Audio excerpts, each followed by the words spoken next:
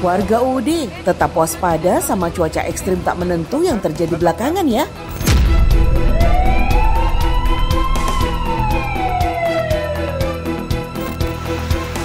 Seperti yang terjadi di kota Boyolali, Jawa Tengah ini nih. Hujan deras disertai angin kencang yang memporak-porandakan terjadi di beberapa tempat sekaligus. Akibatnya, sebuah pohon tumbang menimpa minibus yang berada di halaman parkir Pasar Sunggingan. Mobil itu jelas saja rusak dan ringsek.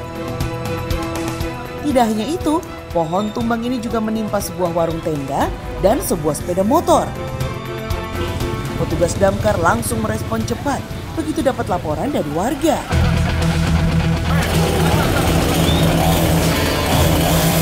Bersama sejumlah relawan, damkar berjibaku mengevakuasi pohon yang roboh ini.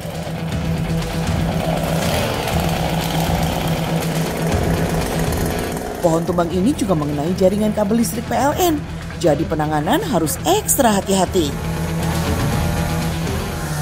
Kendalanya di sini itu ada kabel listrik yang tertimpa pohon, jadi evakuasi terhambat. Di lokasi berbeda, kondisinya nyaris serupa. Sebuah pohon besar berjenis sono keling juga tumbang di ruas Jalan Raya Solo Semarang. Pohon tumbang ini menutup akses jalan sampai menimbulkan kemacetan parah. Untung aja tidak ada korban jiwa maupun luka dalam peristiwa ini.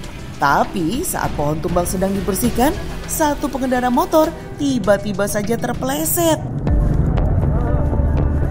Pohon apa yang? Sono keling sama pohon apa itu namanya tiap tak tahu.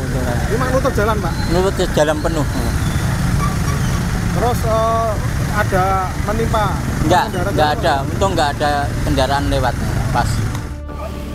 Menurut data BPBD Boyolali, dalam peristiwa bencana alam ini tercatat ada sedikitnya 33 pohon tumbang akibat angin kencang yang melanda Kecamatan Boyolali Kota.